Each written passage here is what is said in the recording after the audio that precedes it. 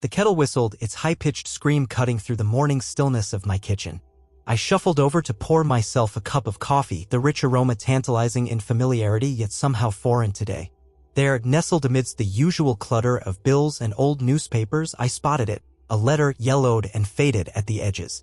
The sight of it sent a chill through me as if a ghost I thought long buried had come back to haunt me. The return address was scribbled in a hurried hand.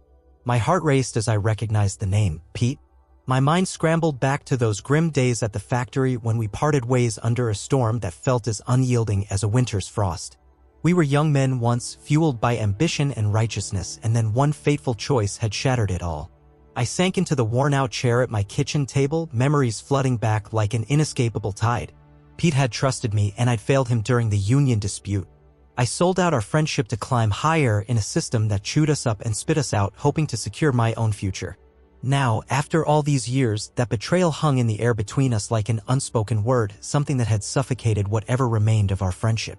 With trembling hands, I tore open the envelope, its paper crisp against my skin. The letter inside was handwritten, each loop and line echoing familiarity, but it felt like reading a foreign language. "Dear Eli," it began, and my heart dropped at the sound of my name. "I've spent too many years thinking about the past, about us, and I would like to talk. Please consider meeting me." There was a weight to those words that settled heavily in my chest. I lingered over the letter, each line picking at old scars. The silence that followed our fallout had been a deafening cacophony. Now, reading Pete's bold request for reconnection sparked a desperate curiosity mixed with dread. Could I bear to face him, confront the shadows of our history, and perhaps the ghost of my choices? The sun hung low in the late afternoon sky when I found myself at the diner we used to frequent, its neon sign buzzing faintly in the warm spring air. As I stepped through the door, the bell jingled above me, a sound that felt both nostalgic and miserable. Clumping down onto the familiar red vinyl seat, I fingered the edge of the table nervously. When Pete walked through the door, I almost didn't recognize him. Time had shaped him differently, his hair silvered, face weathered as if carved by the years. But in his eyes, there was still a flicker of the man I once called my best friend. "Eli," he greeted, his voice deep and laced with a hesitation that mirrored my own. We both ordered coffee, the waitress bustling away before either of us could attempt small talk. The conversation was stilted at first, an elaborate dance around the elephant sitting silently between us. I watched as he stirred his coffee absent-mindedly, resigned to the weight of silence that draped over our reunion. I felt compelled to fill the void, to grip the regret lurking in the shadows. "Why now, Pete?" My voice was hoarse, barely breaking through the tension. "After all these years?" He paused, searching my face as if it held answers that might lead somewhere. I finally realized that holding onto the past only held me back. But facing it? That might be the only way to be free. His words hit me harder than I anticipated. I had thought I had moved on, but that betrayal wove itself deeper into my fabric than I cared to admit. "I'm sorry for what I did. I was selfish and I lost sight of what mattered." Pete looked down at the swirling coffee in his cup. I carried it with me too. The silence, the emptiness. It's been a long road figuring it all out. I didn't want it to end like this. A heavy silence stretched between us as memories of laughter and camaraderie flitted through my mind, an orchestra of lost dreams. "Do you think it's too late for us?" I whispered, the words barely escaping my throat. Dusk fell as the diner emptied, leaving only the sound of clinking plates and hushed conversations. With a tentative nod from Pete, we both seemed to lean into the weight of our shared past. Bit by bit, we peeled back the layers of time, uncovering pain, regret, but also the frank realization that we both sought something more than solace. We desired forgiveness. The conversation morphed from tense confessions to contemplation, memories shared like a delicate truce mending old wounds. I began to see how much anger I had funneled inward for decades, yet here was Pete, recounting tales about life since the factory, his struggles and triumphs, as if we were still the best friends of long ago. "I think redemption isn't about fixing the past, but understanding it," Pete said, his voice steady. "We've both changed. We can't unring the bell, but we can listen to its echo." A sense of weight lifted from my shoulders, slowly allowing the lightness of hope to seep in. I realized life had whittled us down, but in that vulnerability came the strength to move forward. The memories may remain scars, but they also held the potential to heal. As we left the diner together, we stepped into the twilight, a new journey unfolding before us. The silence, once unbearable, no longer felt daunting. It now resonated with the promise of rediscovery. We had both faced our ghosts, and for the first time in many years, I believed that perhaps redemption was still within reach, even for a retired factory foreman like me.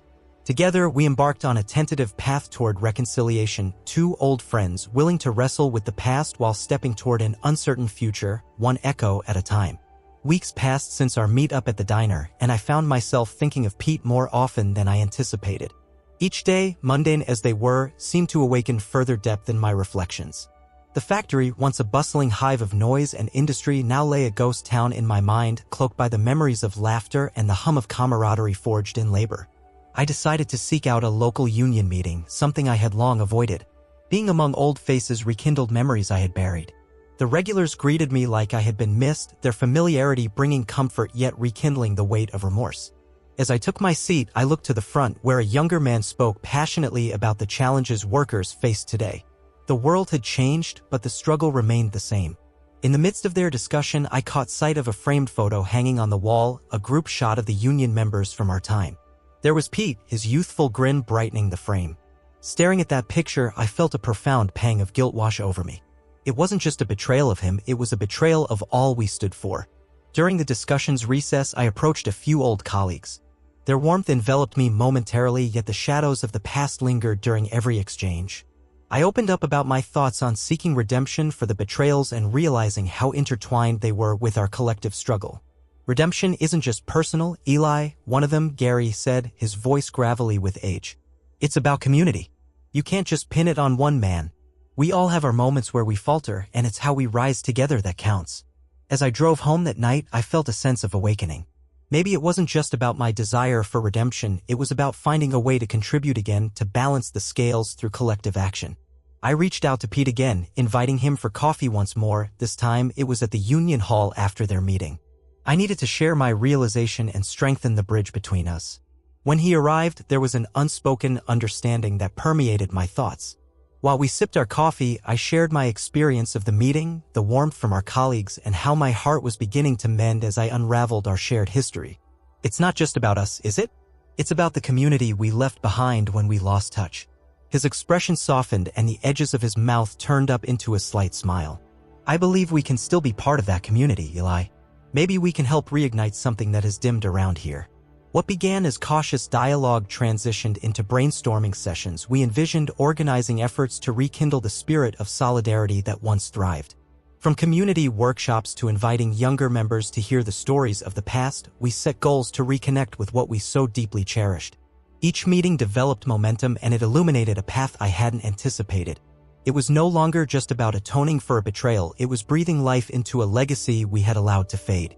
Months turned into a flurry of activity as Pete and I engaged with the community. We shared the narrative of our union struggles back in the day, angling towards how the repercussions of our choices intertwined with the labor movement as a whole. Rebuilding bonds with old friends and creating new ones infused us with a rejuvenating spirit. One evening, as the stars glittered above, our community held a gathering at the Union Hall. The excitement in the air was palpable as laughter and chatter filled the room. Members young and old shared stories and the sense of belonging was unmistakable. In the midst of the camaraderie, I turned to Pete, who was conversing with a group of young workers. The vibrant energy we had once felt returning ignited something inside of me. I approached him, a newfound pride filling me as I said, "Look at us, Pete. Who would have thought this would happen?" He chuckled softly, joy etched into his features. "It's wild, isn't it? But you know what they say, sometimes the hardest paths lead you to the best destinations." In that moment, the past shifted from being a source of shame into a wellspring of strength. I saw the ghost of my betrayal not as a weight dragging me down but as a catalyst for growth. Redemption was not a singular event but rather the journey forged through understanding, connection, and community. As I gazed around the hall, echoing laughter and enthusiasm surrounded me, I recognized that the silence that had once shrouded our friendship and community had evolved into powerful connections built on shared narratives. If anything, the past brought us here, where we could now weave our stories into the vibrant tapestry of solidarity, hope, and renewal. Life, I realized, had graciously provided a second chance, one that I intended to cherish. As winter descended upon us, a chill swept through the air, and with it came the promise of challenges that both Pete and I had to face together. The community workshops we organized gained traction, but the room was buzzing with whispers of a new factory being built nearby. A prospect that stirred nostalgia intertwined with fear regarding the potential displacement of the workers who had once thrived on camaraderie. Our momentum seemed to hang precariously on fragile threads. One evening, under the flickering fluorescent lights of the Union Hall, we gathered to discuss this looming development. The tension was palpable as tensions simmered within the room, with older workers lamenting the loss of their jobs and younger members skeptical about the newcomers to the labor market. Eli, one of the younger workers, spoke up. "Don't you see we're being thrown to the wolves again? Just like back in the day. How can we trust old systems to uphold our interests?" The words struck me like a bell tolling in the stillness of my heart. Although they pointed fingers outward, I felt the weight of my past decisions tangling with guilt as I remembered the very betrayal I had inflicted upon my friend. Through that air of frustration, Pete chimed in, his voice steady yet firm. "We cannot repeat the mistakes of old, but we must find a way to unite our voices," he said, scanning the faces before him. "We've built something here together, and we can't let fear or anger fracture it again." As discussions continued, a plan began to take shape. We would gather the voices of the old and new, a unified front prepared to advocate for equitable wages and job security. Through every debate and deliberation, the lessons of our past began to filter into the present, reminding us that we could forge a path together. The night before our first rally, I experienced a bout of anxiety. Would the community stand behind us? Would they trust in the strained bonds we'd begun to mend? Doubts flooded my mind as I shuffled around my modest living room, the shadows dancing softly in the dim light of the lamp. When I met Pete the next day, determination radiated from him. "We can't let go of this now," he said as he gripped my shoulder, grounding me in our shared purpose. "This is our moment to push past the echoes of the past." Our rally brought together an unexpected wave of participants. Workers flowed into the square like a gracious tide, bolstered by the very spirit we had strived to rekindle. Together, we laid out our demands: decent wages, security, and training programs carved from the lessons of history that echoed in our hearts. Yet, as we took the stage, a figure loomed from the edge of the crowd, a representative from the new factory backed by a security detail. The atmosphere shifted abruptly as the opposing side scowled from the sidelines, ready to rebut every word that flew from our mouths. In the dim light of the frigid evening, I felt a tremor in the air, one that reminded me of the fearsome disputes Pete and I had encountered back in the factory days. But this time, something felt different. Our strength, rooted in the very fabric of our struggles, connected us. We shared our stories aloud, illuminating the reasons we fought, not against one another, but for a future defined by unity. As the last rally faded into the night, I found solace in the moments shared, conversations sparked, hands clasped together in solidarity. The response was overwhelmingly positive. We gained traction and gained support not just from old faces but new voices who believed we could weave a brighter tapestry together. With that momentum, Pete and I took to visiting every community center, every nook where folks gathered, sharing our stories, the lessons of betrayal and redemption igniting something in us, hope woven into each word. Weeks later, with the promise of hearing the local government's response to our rally looming, I found myself reflecting on the days gone by, sifting through the archives of memories that shaped me. The hours spent in solitude at my kitchen table were now engulfed by the warmth and laughter of a rebirth brotherhood. I could finally see that redemption was not a solitary venture but a joint effort. Pete stood by my side like the anchor he had always been. In the face of adversity, we faced one another with renewed conviction, as if the echo of our old friendship propelled us forward, urging us to create change. As dawn broke over the horizon, I knew the journey would continue. With every step taken, I felt the past begin to slowly dissolve, replaced instead by the exhilaration of new beginnings. I chose to live not just in the haunting shadows of betrayal, but in the bright light of resilience, in the fabric of community, and in the beauty of second chances. Redemption may not anchor in every heart, yet it became our shared melody, an echo of silence transformed into a chorus of vibrant voices demanding a change. The days turned into weeks, and a palpable sense of urgency wrapped around us as we awaited the government's response to our rally. Hope mixed with anxiety created a cocktail of unease that stirred within me. The unity we had fostered in our community felt fragile, and every day carried the weight of the responsibility that lay ahead. On the eve of the hearing, our makeshift campaign headquarters buzzed with a frenetic energy. Old friends and new acquaintances filled the room, strategizing and sharing their stories, voices overlapping like the clashing sounds of machinery from a once bustling factory. I watched as Pete spoke passionately to a group of younger workers, coaxing their fears into something tangible and empowering. But as bubbles of excitement swirled and laughter erupted, a shadow crept over my heart. The fear that my past choices could unravel everything peered at me from the corners of my mind. Would they truly trust me? Would I falter again? Would I betray our efforts and hopes like I had betrayed Pete so many years ago? Caught in a whirlwind of thoughts, I slipped outside for a breath of fresh air, the cool night a stark contrast to the chaos within. The streetlights flickered softly and the stars hung overhead like tiny pinpricks against the night's veil. I closed my eyes, taking in the warm night, allowing myself to remember not only the betrayals but also the enduring power of connection that had brought us here. Just then, Pete stepped outside, his presence a calming balm. "You all right?" he asked, concern etched across his face. I nodded, though my apprehension flickered. "It's just all of this. What if they don't understand? Eli, we're not standing alone this time. We're carrying the stories and voices of the entire community. Our past has shaped us, but it doesn't define our future. We've learned, we've grown, and it's time we stand together."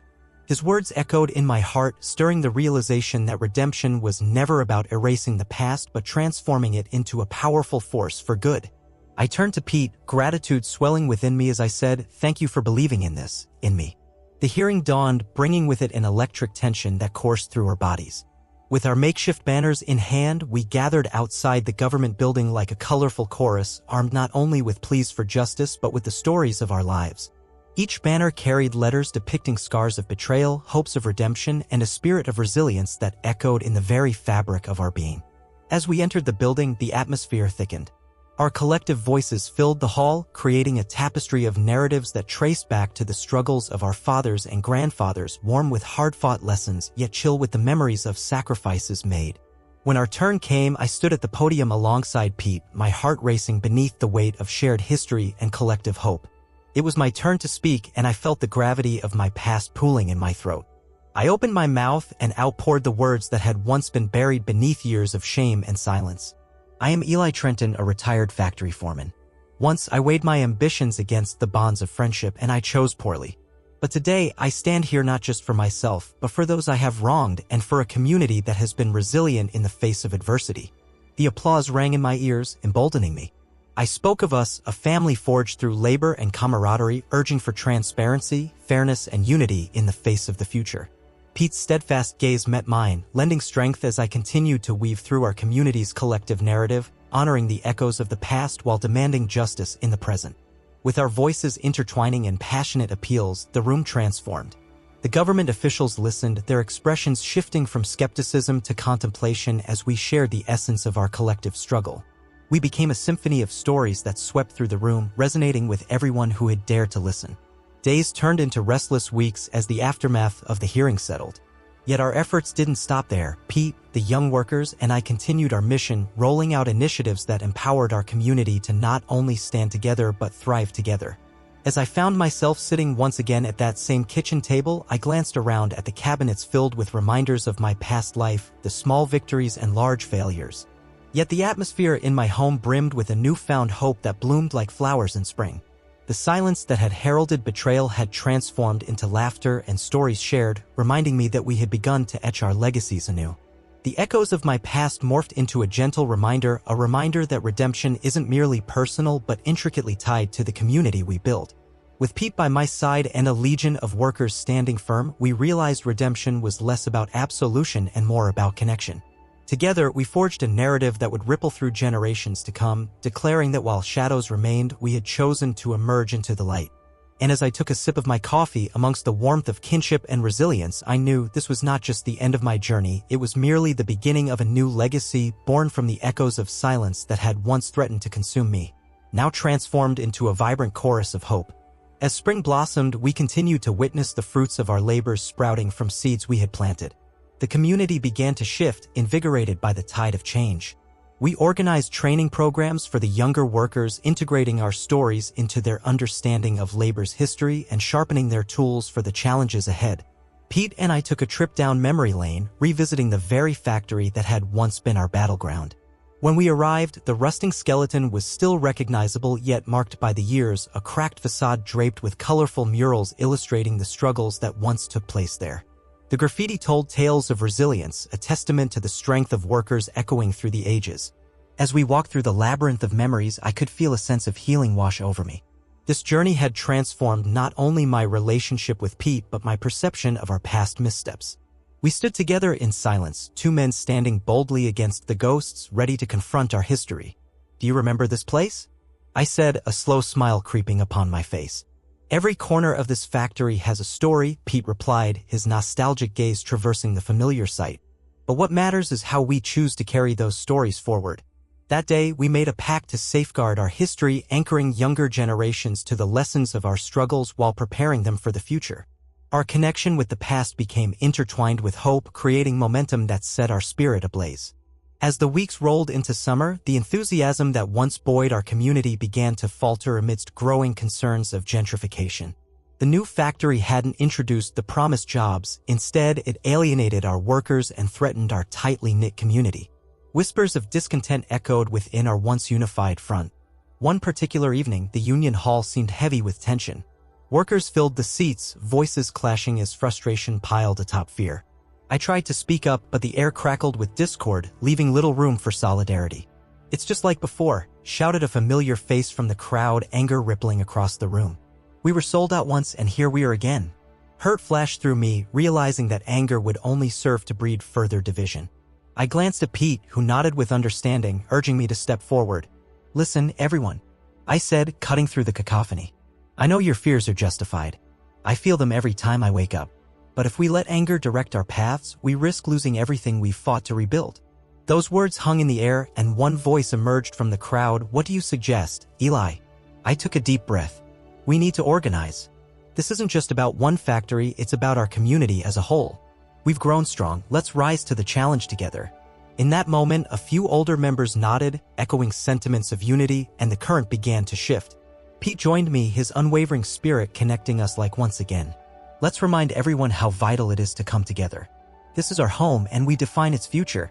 Through night after night of tireless meetings, we forged new plans for advocacy, calling for collaboration with other communities facing similar struggles. We understood that this was our chance to stand united against the tide of change, lest we drift apart and lose the very essence of our identity. The summer culminated in a grand rally, one that sought not only to address our concerns with the local government but to also spotlight the stories that connected our rapidly fading community. Thousands gathered with banners raised, voices filled with energy, echoing tales from decades past, mingling with those of a new generation eager for a better tomorrow. As I stood alongside Pete on the steps of the Union Hall, I felt a wave of exhilaration ripple over me. This moment wasn't just about us, it was about every individual who had shared in the labor struggle. I raised my voice, filled with passion born from years of heartache and strength forged in solidarity. Today we stand not just for ourselves, but for every worker who came before us and every one yet to rise. Together, let's speak truth to power and create a legacy of labor that reflects unity, respect, and camaraderie. The crowd erupted into a thunderous cheer, voices rising until they melded into one powerful acknowledgement. We were here, alive in the present and anchored to our past, determined to propel ourselves forward. In that moment, I caught Pete's eye, our unspoken bond reaffirmed once again. We had navigated the choppy waters, overcoming struggles both personal and communal. No longer burdened by the weight of betrayal, I felt a full circle of belonging wash over me. I was whole, woven intricately into the very fabric of our community. As the day closed with glimmers of hope and newfound strength, I stepped out from the shadows of silence into a vibrant future filled with possibility. Redemption had transformed from a solitary endeavor into a shared journey, a collective voice rising, poised to carve change into the future.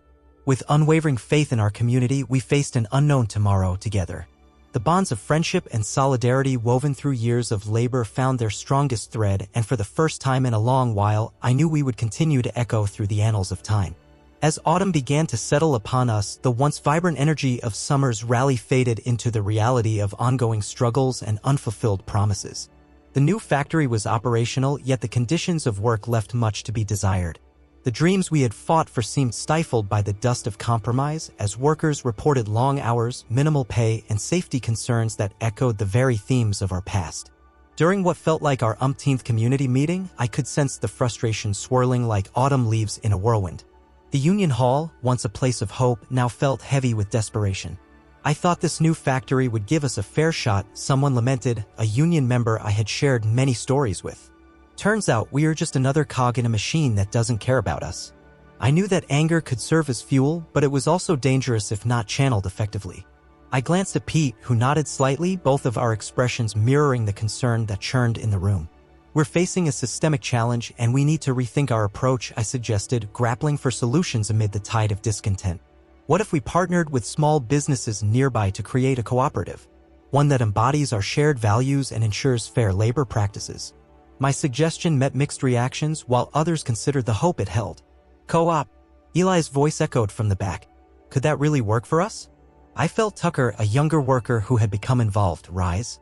If we build something together, we can dictate the terms. We need to secure our livelihoods, not just survive day by day. Some in the crowd murmured approval, others remained skeptical. I took a deep breath, summoning the lessons of my past. We are the roots of our community, intertwined and fortified by each other's struggles. Now it's time to cultivate our future.